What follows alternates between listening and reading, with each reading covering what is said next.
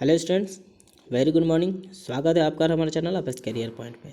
तो पिछले दिन की क्लास में हमने आपको इन्फेक्शियस और नॉन इन्फेक्शियस टाइप का डिजीज़ के बारे में आपको बताए थे, और ये भी कल बता चुके थे कि हम जो आने वाला दिन होगा कम्युनिकेबल और नॉन कम्युनिकेबल टाइप का डिजीज़ बताएंगे। ठीक है, तो कम्युनिकेबल का मतलब क्या होता है? कम्युनिकेट होता है। एक क्या होता है? हेल्दी पर्सन से एक हेल्दी पर्सन नहीं, एक क्या होता है जो पेशेंट होता है, ठीक ना, जिसको इन्फेक्टेड पर्सन कहते हैं। इन्फेक्टेड पर्सन से कहाँ तक? हेल्दी पर्सन तक आता है, इसको कम्युनिकेबल कहेंगे।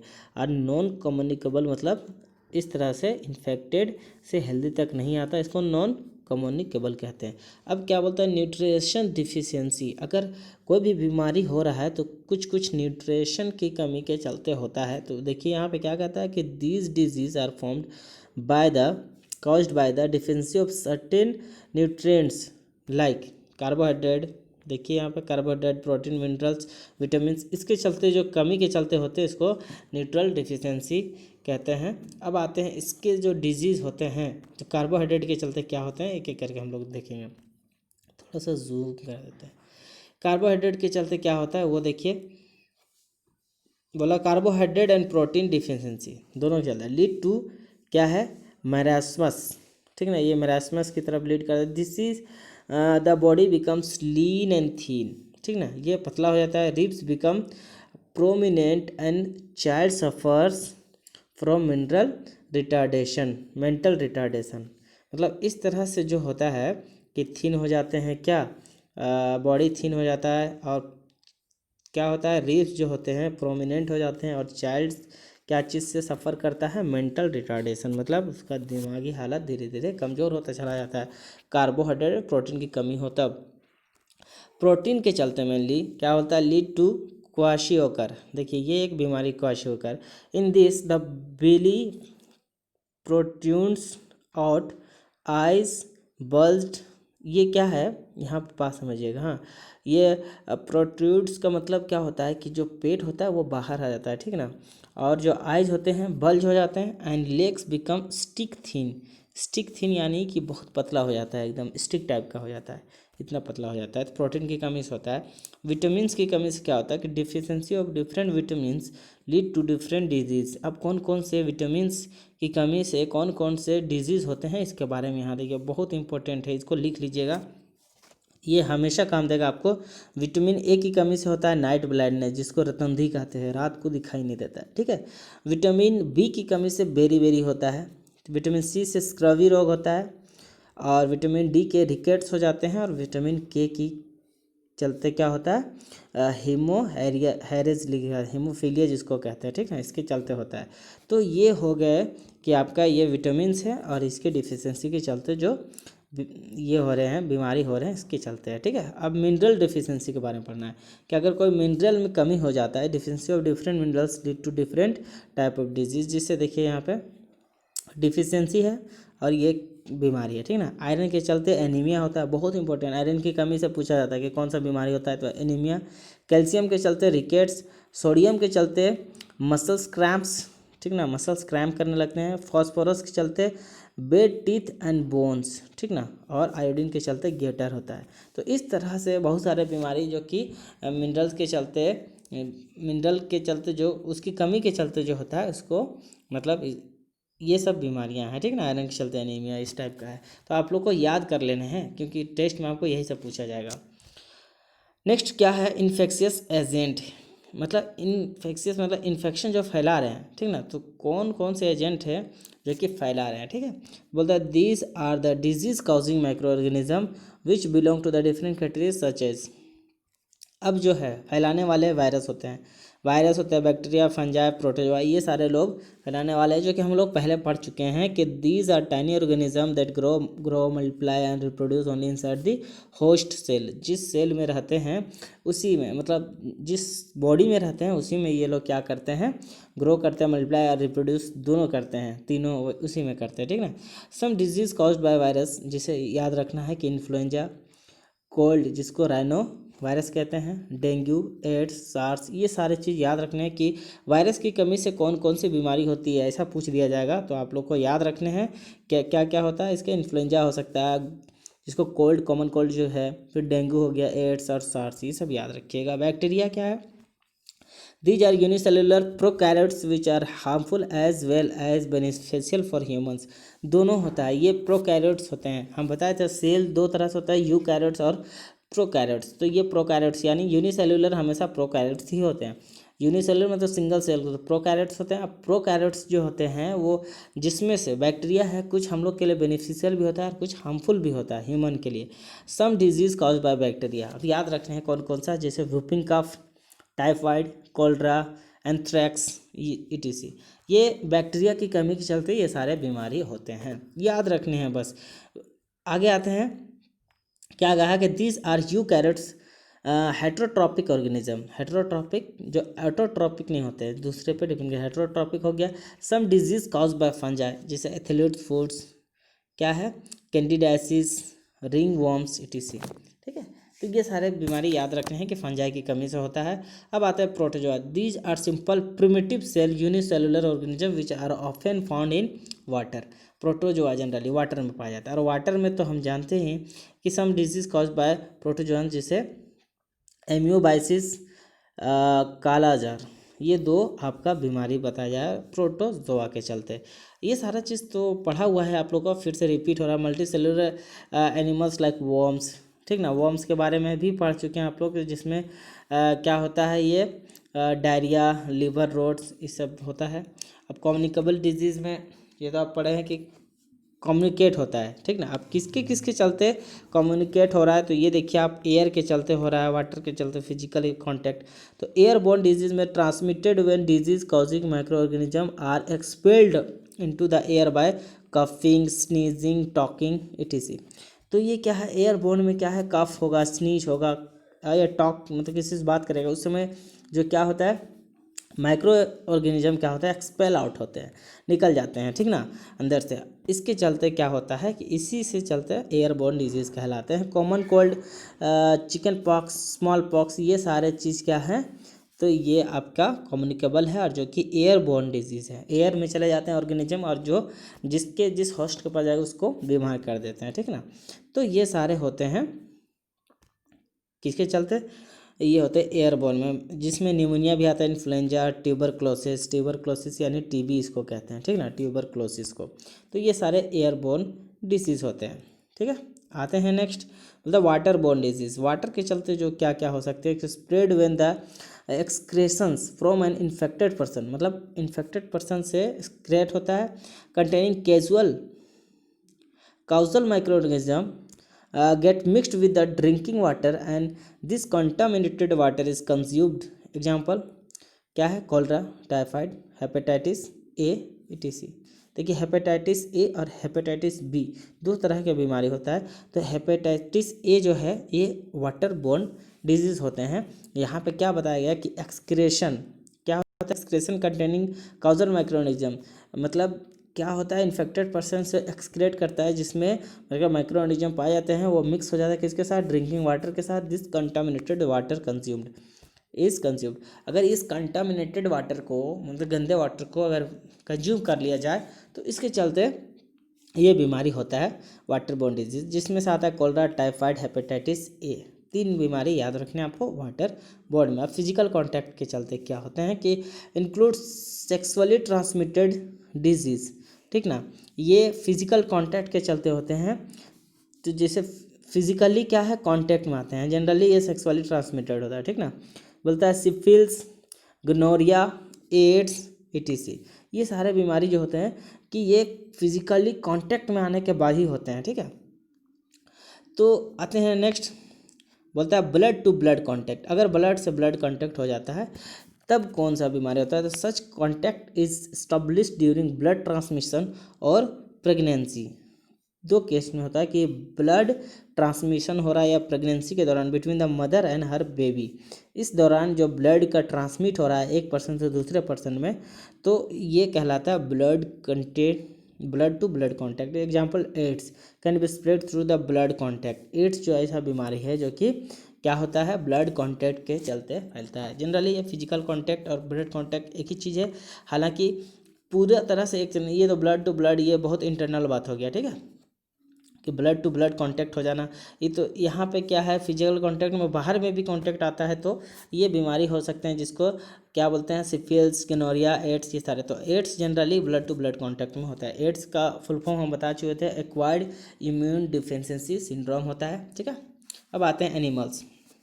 Animals that transfer disease causing microorganism from an infected person to other are called vectors. इसको vectors कहते हैं। Female mosquito can be transfer the malaria causing Plasmodium. तो ये क्या है, एनिमल्स के चलते जो फैल रहा है, जिसको हम लोग कहते हैं, जो मॉस्किटो होते हैं फीमेल, जो प्लाज्मोडियम है, ठीक ना, फीमेल मॉस्किटो, ठीक ना, इसको हम उसी के चलते मलेरिया हो जाता है। अब इफेक्ट ऑफ डिजीज़ पढ़ते हैं कि डिजीज़ के क्या क्या इफ़ेक्ट्स हो सकते हैं, ठीक है।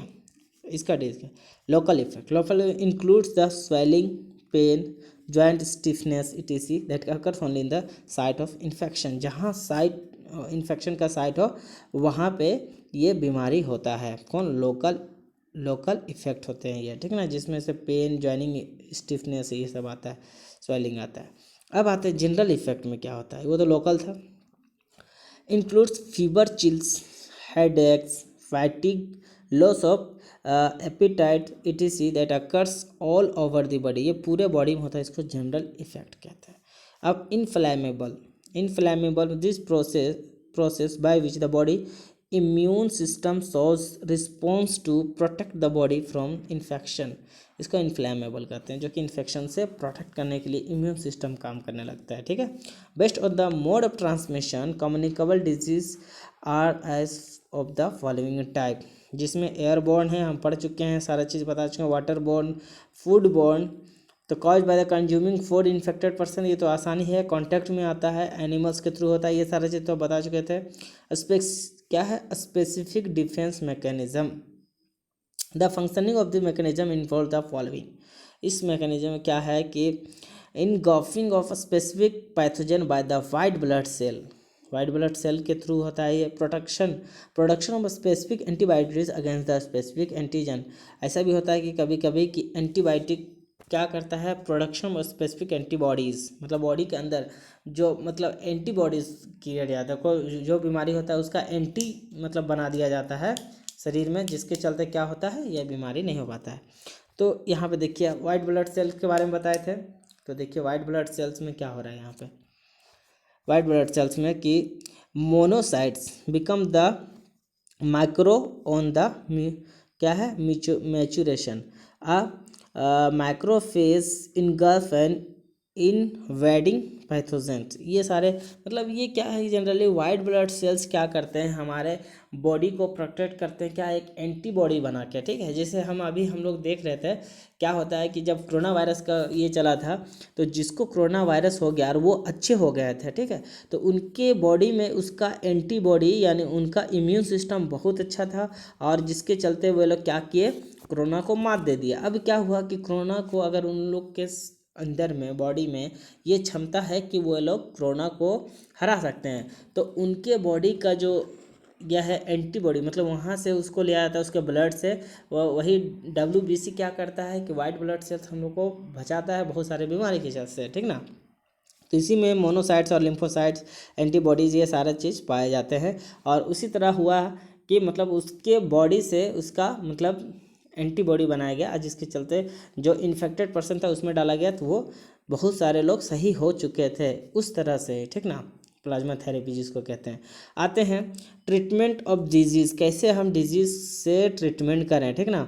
जैसे देखिए क्या क्या रीजन है, 2 ways to treat the disease. पहला reducing the effect of disease का इफेक्ट को रिड्यूस करेंगे, फिर killing the cause of disease, तो इफेक्ट कम करेंगे और कॉज को भी किल कर देंगे, ठीक ना।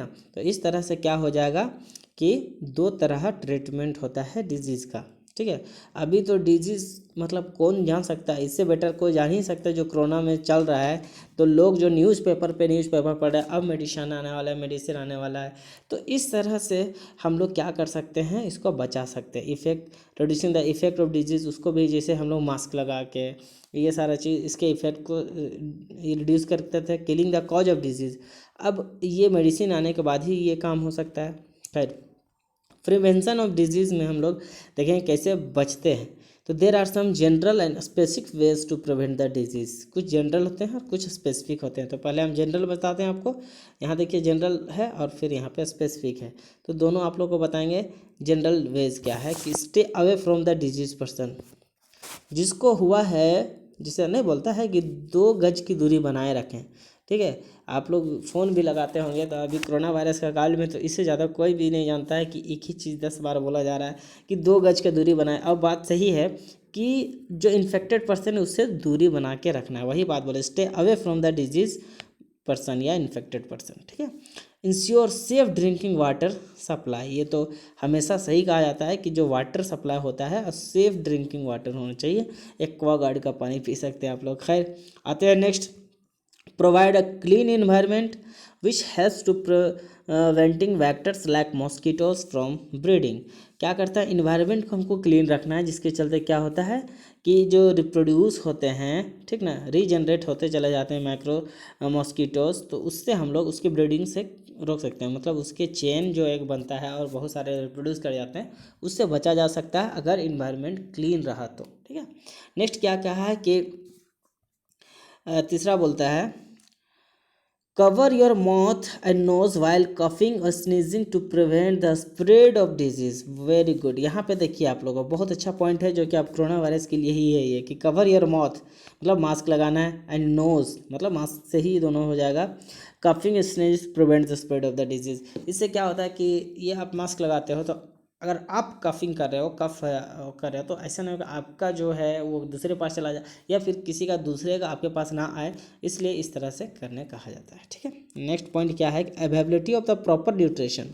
प्रॉपर न्यूट्रिशन होना चाहिए। If proper and sufficient nutrition not available, the immune system of the body will not function properly. तो इम्यून सिस्टम जो हमारे है, प्रतिरक्षा प्रणाली जो हमारे शरीर के अंदर है, वो काम नहीं करेगा अगर प्रॉपर हम लोग न्यूट्रिशन को नहीं लेते हैं तो।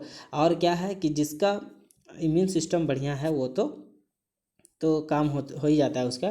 खैर, स्पेसिफिक वेज, अब ये रिड्यूस करने का स्पेसिफिक वेज क्या है कि एक वैक्सीनेशन। मतलब क्या है कि it protection of the body from communicable disease by the administration of some agent that mimic the microbes, जो मिनिमाइज कर देता है। Vaccine are available against many disease like tetanus, polio, क्या है, measles, hepatitis B, whooping cough, yellow fever, etc। ये सारे बीमारियों के लिए वैक्सीनेशन हो चुका है, वैक्सीन तैयार हो चुका है।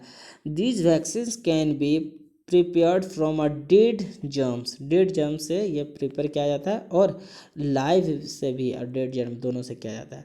वीकेंड जर्म्स और लाइव क्या है, विरुलेंट जर्म्स और टॉक्साइड्स, ये सारे चीज़ से ये प्रिपेयर किए जाते हैं वैक्सीनेशन।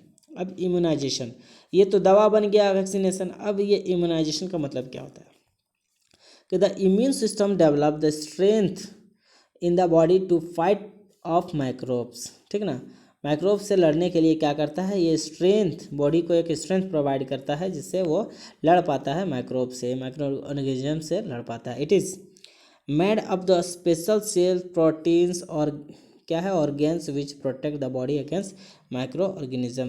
क्या होता है, ये स्पेशल सेल से बने होते हैं, प्रोटीन से, और ये प्रोटेक्ट करता है बॉडी कहाँ, किससे, माइक्रो ऑर्गेनिज्म से। ठीक है। खैर, आगे क्या कहता है, मेजर द प्रिवेंशन और कंट्रोल द इन्फेक्शन डिजीज़। यहाँ पे मेजर करना चाहिए। ठीक है। क्या बोलता है, personal hygiene, it includes the cleanliness of the body, drinking of the clean water. ये पर्सनल चीज़ है, हम लोग क्या कर सकते हैं, खुद से ये सारे चीज़ देख सकते हैं कि बॉडी का क्लीननेस होना चाहिए, ड्रिंकिंग वाटर क्लीन होना चाहिए। फिर बोलता है पब्लिक हाइजीन्स, ये तो पर्सनल था। पब्लिक में includes cleaning of water reservoir, reservoir को क्लीन करना है। प्रॉपर डिस्पोजल ऑफ सीवेज, जो सीवेज होते हैं, जो गंदगी होती है, उसका डिस्पोजल प्रॉपर तरह से हो सके, ठीक है। तो स्टूडेंट्स हम देख पा रहे हैं कि इसका लगभग जो थ्योरी था आपका कंप्लीट हो चुका है, और इससे रिलेटेड जितना भी क्या बोलते हैं ऑब्जेक्टिव टाइप क्वेश्चन होगा हम नेक्स्ट डे से स्टार्ट करने वाले हैं। और बहुत ही आसान ये, इसमें सिर्फ थ्योरी भरा हुआ था, इसमें न्यूमेरिकल का नाम ही नहीं है, तो बहुत ही आसानी से हम लोग इसको निकलेंगे, ठीक है। तो ठीक है, हम कल से स्टार्ट कर देंगे आप लोग को इससे रिलेटेड जितना भी ऑब्जेक्टिव टाइप वाले क्वेश्चंस हैं। और हाँ, कल या परसों हम आप लोगों को बहुत जल्दी ही देने वाले हैं सिलेबस, जो कि रिड्यूस सिलेबस किया हुआ है जैक ने, तो वो हम आपको प्रोवाइड कर देंगे, ताकि आप लोग भी अपने स्टडी को रेगुलर रख सको, और जो सिलेबस में वो सिर्फ पढ़ सको, ठीक है। ठीक है, फिर आज की क्लास यहीं ख़त्म करते हैं। अल्लाह हाफिज़।